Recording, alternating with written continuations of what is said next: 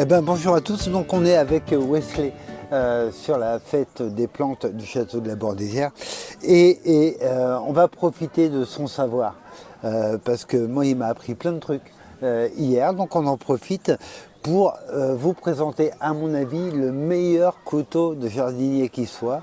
Le meilleur, je sais pas, mais un excellent couteau pour les jardiniers parce que extra plat, comme vous pouvez le voir.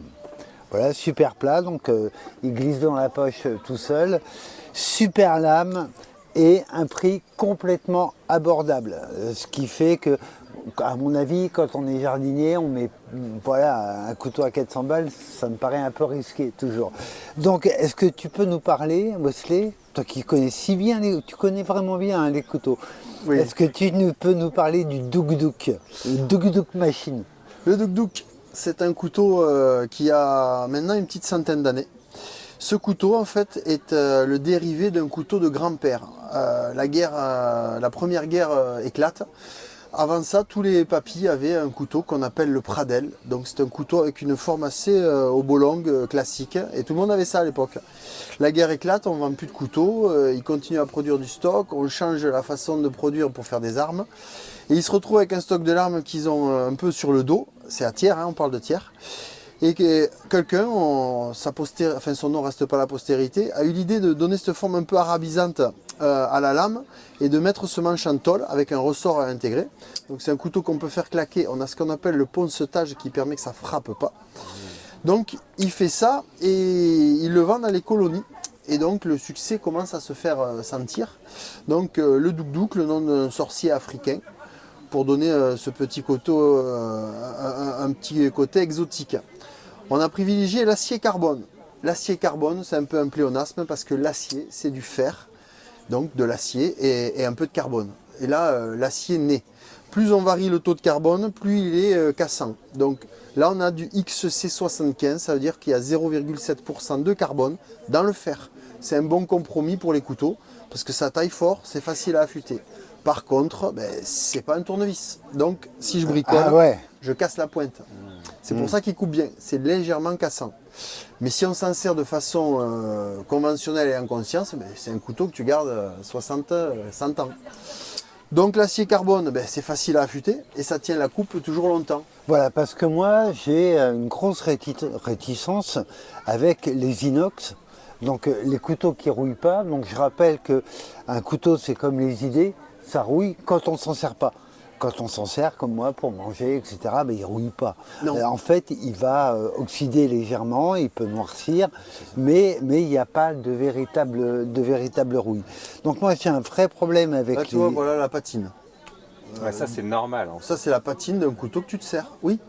Le bon sens te dit que ça ne devient pas bon quand c'est orange de rouille. Mais là, grisonnant, nos problèmes. L'inox a été inventé en 1904, l'être humain est arrivé jusqu'à là sans problème de santé majeur. D'accord. Et donc, ouais, l'inox, moi je reproche. Alors justement, je voulais te demander, c'est peut-être moi qui suis pas doué, mais je trouve que l'inox, c'est inaffûtable. Alors Xavier, oui et non. Oui et non parce que oui, si tu vas au bureau de tabac d'ici, de Montlouis, là, acheter un couteau avec marqué Montlouis-sur-Loire, j'aime la Loire, qui est fabriqué au Pakistan à 17,95 €, tu vas pas avoir un acier de qualité. Effectivement, il va être bourré de chrome, manganèse, nickel, sans vous faire un cours de métallurgie.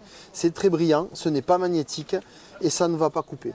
Et ça va être très dur à affûter parce que ces métaux dont je viens de citer le nom sont blancs et ils sont durs à l'abrasion. Ok. Paradoxalement, c'est souple. Souvent, une lame en inox de mauvaise qualité est hyper souple.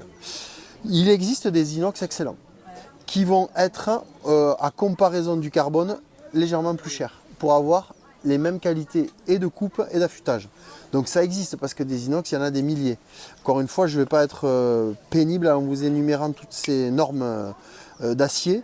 Mais si on ne veut pas chercher midi à 14 h, acier carbone, c'est toujours français parce que les Chinois n'en font pas, les Pakistanais non plus. Et ça reste toujours de qualité. Et effectivement, ce n'est pas très fastidieux de l'essuyer une fois qu'on s'en est servi. Ouais.